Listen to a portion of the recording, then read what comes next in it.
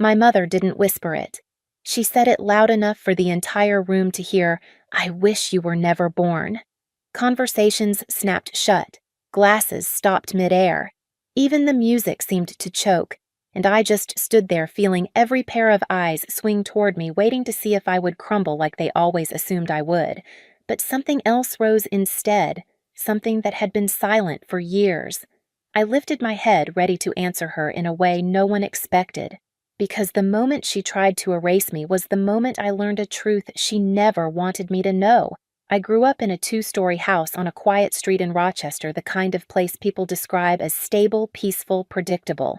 And maybe it was for everyone except me. From as early as I can remember, there was an unspoken order in our home, a gravitational pull that everything seemed to orbit around. And it wasn't me.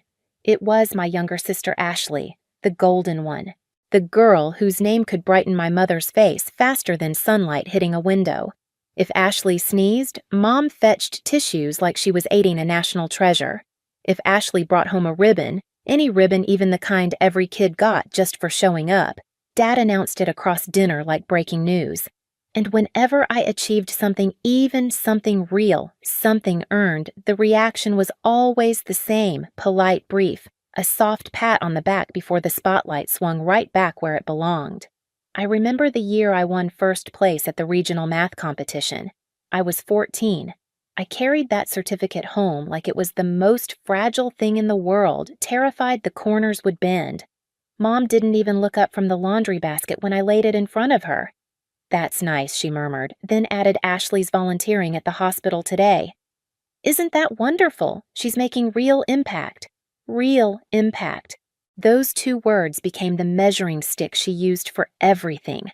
Saving lives, caring for people, having a purpose, and apparently nothing I did, even if it kept our actual lives functioning, qualified. But I kept going. I worked early mornings at a coffee shop through high school, rushing from school to shift to home, where I would still study until my eyes burned. In college, I took on 3 jobs tutoring cleaning offices, restocking shelves, because our bills didn't pay themselves. And my parents never asked how I managed. They only asked when the payments were due. Some nights, when I stayed late at the cafe, I'd wipe down tables and imagine what it would feel like to be seen. Not celebrated, not even that. Just seen. But I learned to live with the silence. I learned to survive inside it.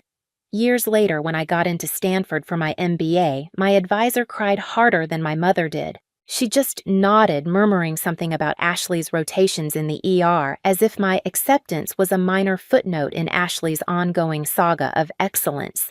Still, a small part of me believed things would change, that maybe success at that level would finally tilt the scales. And for a moment after graduation, I let myself hope. I chose Seattle because it felt like a clean start, a city built on ambition lit by glass towers and rain-soaked determination. I thought maybe coming home with a Stanford MBA and a consulting offer in hand would make them proud. Maybe they'd see me for who I had become. I didn't know the dinner at Delmonico's would prove just how wrong I was. The week after graduation felt like a blur of congratulations from people who had actually witnessed my work. Professors who'd mentored me, classmates who'd pulled all-nighters beside me, coworkers who knew how many deadlines I'd carried on my back. For once, I let myself believe that maybe this time my parents would meet me halfway. Maybe they'd show up not out of obligation, but pride. So I booked the private room at Delmonico's, a place I'd only ever walked past on my way to cheaper meals. Crisp linens, soft gold light stemware that sparkled like it had never known a fingerprint. I covered everything: the food, the wine, the room deposit. It wasn't extravagance. It was me trying to build a bridge I still believed could exist. My colleagues arrived first, warm and chatty, the kind of people who ask about your dreams like they're rooting for you. My manager shook my hand and whispered, "Tonight's yours. Enjoy it." And for a brief moment, I forgot the heaviness lodged in my chest. Then my parents walked in. My mother's heels clicked like she owned the place.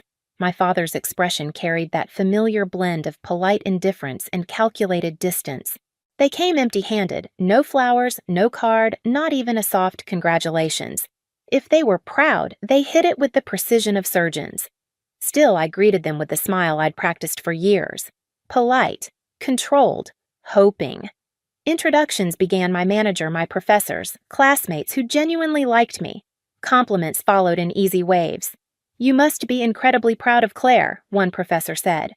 "A Stanford MBA isn't something you stumble into." My mother's smile thinned. "We're proud of both our daughters," she answered lightly. "But Ashley, she's saving lives in the ER. That's real impact." Her voice coated the words with a sweetness that felt like poison on my skin. Another colleague chimed in, trying to steer things back to me. "Claire carried our whole intern team last quarter. I don't know how she does it." My father chuckled, actually chuckled. "She's clever, sure. But what Ashley does, that's meaningful work." The conversation died. Forks hovered midair. Even my classmates who barely knew the dynamics felt the temperature drop. I forced myself to breathe through the embarrassment, smiling until my cheeks ached. But inside, something was cracking, not just from what they said, but from realizing how rehearsed it seemed, how effortlessly they dismissed me, like they'd been waiting for a chance to redirect the spotlight. Then my manager stood to give a toast, gentle, thoughtful, the kind of praise I never expected to hear spoken about me. My chest tightened as he said, "Claire is one of the most capable young consultants I've worked with. She's destined for great things." The applause washed over me, and I turned toward my parents, just needing a glance, a flicker, a spark of pride. Instead, my father leaned back and murmured, "Compared to a doctor." It doesn't measure up. Something inside me shifted, like a floorboard finally giving way after years of strain. And then, in one effortless breath, my mother delivered the sentence that would split my world open. "You know, sometimes I wonder why Claire takes things so seriously. Ashley never causes this kind of drama." I felt the room tilt. I didn't know it yet, but I was seconds away from hearing the words that would unravel everything I thought family meant. When the words finally came, they didn't come as a shout. They came softly, almost casually, the way someone might comment on the weather. "I wish you were never born." For a heartbeat, I didn't register them. The room felt too bright, too quiet, too still. Then the meaning sank in, sharp and cold. My mother wasn't just frustrated or tired or being dramatic. She meant it. She said it with the same ease she used when ordering coffee. A fork clattered somewhere near the end of the table.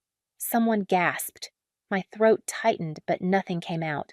I felt every pair of eyes on me, waiting to see what the sensible one, the quiet one, the one who always swallowed everything, would do next. Instead of crying, I simply pushed my chair back. The scraping sound cut through the silence like a blade. "Excuse me," I managed, though my voice felt like it belonged to someone else. I didn't look at my mother. I didn't look at my father. I didn't even look at my manager, who half rose from his seat as if to follow. I just walked out, heels hitting the hardwood floor in sharp, uneven beats. By the time I stepped outside, the Seattle night wrapped around me like a curtain, cold air catching the edges of my breath. Rain had begun to fall, not heavy, just enough to blur the city lights into streaks of gold and blue. I stood there on the sidewalk, the sound of distant traffic humming in my ears, and for the first time in my life, I felt completely untethered. Not free, not yet. Just severed. I didn't cry. I thought I would, but nothing came. Nothing. Instead, there was only a numb, echoing exhaustion, one that had been building for years, maybe even decades. Every memory flashed by: the forgotten birthdays, the laundry basket congratulations, the financial obligations I carried without question. Suddenly, all of it felt unbearably heavy. By the time I reached my apartment in Bellevue, my blazer was damp and my hands were shaking faintly. I kicked off my heels, sat on the floor in the dark, and stared at the blinking router light like it might tell me what to do next. My phone buzzed 11 missed calls from Mom and Dad and a single text. "You embarrassed us." "I hope you're proud of yourself." Proud. The word twisted in my chest. Proud was something they never felt for me, but expected me to feel for them. Something inside me gave way, not with a snap, but with a quiet, steady shift. I opened my banking app. 3 automatic transfers waited in the queue: payments for my parents' utilities, Ashley's tuition, and the lingering portion of the family mortgage. For a second, my finger hovered. The old version of me, the one who lived on obligation, fought to breathe. Then I hit cancel. 1, 2, 3. Each confirmation clicked like a lock turning. The silence in my apartment changed. It wasn't empty anymore. It was peaceful. The next day, Michael showed up with takeout containers and a bottle of wine he pretended not to care about, but clearly did. "Just checking if you're still alive," he joked gently, stepping over the pile of books near my door. I sat on the floor again this time with him beside me, steam from the food rising like an anchor pulling me back into my body. I think I said slowly, "I'm done." He didn't interrupt. He didn't tell me to reconsider. He just nodded, eyes soft. "About time you saved yourself for once." Something steadied inside me. For the first time, I wasn't drowning. I was surfacing. 3 weeks passed without a single word from my parents. Not an apology, not an explanation, just silence. The kind of silence they had always demanded from me, except now it was pointed back at them sharp enough to cut. And strangely, I didn't miss them. Not the way a daughter is supposed to. I missed the idea of them, the version I kept trying to invent so I wouldn't feel alone. Letting go of that illusion was painful, but also clean. Work became my refuge. The restructuring project I'd been assigned swallowed entire days whole, but I didn't mind. For the first time, I wasn't pouring myself out just to be overlooked. People listened when I spoke. Clients deferred to my judgment. My manager handed me responsibility like he trusted me to carry it because he did. And when a local business magazine asked to feature the project, I said yes. I didn't mention my family in the interview. I didn't have to. The journalist said she wanted to highlight resilience, how you grow when the ground underneath you keeps shifting. When the article went live, my inbox filled with messages from strangers, people who had endured parents who only loved the version of them that stayed small. Their words felt like breadcrumbs on a path I didn't know I was following. But quiet is never permanent, not in families like mine.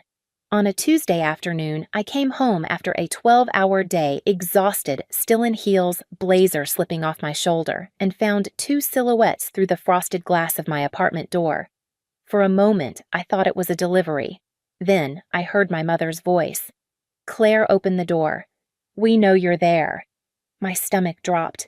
I didn't move, not because I was afraid, because I no longer owed them urgency. When I finally opened the door, they swept inside without waiting for an invitation. Like my home was just another thing I maintained for them. My father took the couch. My mother paced once, then faced me with tight, brittle anger. "We need to talk," she said, "about Ashley." Of course it was about Ashley. It always was.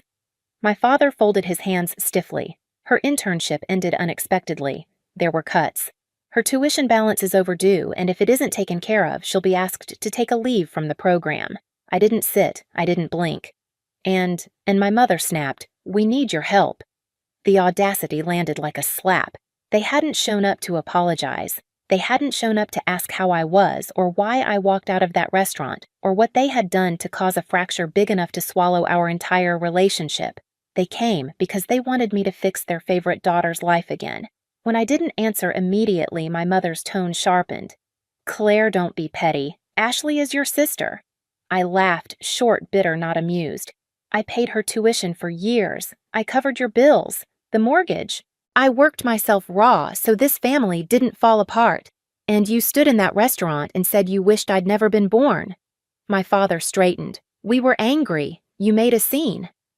"No," I said, stepping closer. "You made the scene. I just walked out of it." The air thinned between us. I could feel something inside me settling, solidifying into clarity. "You're our daughter," my mother said, her voice rising. "Family is family." I exhaled a long, steady breath. "You don't get to play that card now." Her eyes flashed. "Claire, you're being unreasonable. I cut her off. I owe nothing." My father's face reddened. "We raised you." I shook my head. "You didn't raise me. You drained me." The words hit harder than I expected, maybe because it was the first time I'd ever said them out loud. My mother froze. My father's jaw clenched. For the first time in my life, they looked small. like two people standing in front of a truth they couldn't control. I walked toward the door, but not to leave, to open it. I held it wide, letting the hallway light spill into the room. "If you came here to apologize," I said quietly, "I'd listen." They said nothing, not a word. "But if you came to ask for more," I looked each of them in the eyes, steady and unshaken. "That conversation ended the night you disowned me." My mother scoffed, crossing her arms. "You're making a mistake. You'll regret this. Someday you'll realize you need your family." And that was the final shift, the moment everything in me aligned. A clarity so sharp it felt like breathing for the first time. I stood tall, taller than I'd ever felt in my life, and said the words I never imagined I'd have the strength to speak. "Consider me as if I never existed. Live your lives as though there was never a daughter named Claire." They went still. My father's lips parted. My mother's face blanched. The entire room, the tension, the air, the space between us froze like someone had pressed pause. They went silent, and for the first time, I wasn't the one shrinking inside that silence. I nodded toward the doorway. "It's time for you to leave." My mother hesitated, searching for some angle, some leverage she no longer possessed. But there was nothing left to take, nothing left to control. She turned sharply. My father followed slower, like a man walking away from a fire he didn't expect to spread. When the door finally clicked shut behind them, the quiet that filled the apartment wasn't empty. It was mine. In the days that followed, I waited for the familiar ache to return the guilt, the second-guessing the instinct to fix what wasn't mine to fix. But it never came.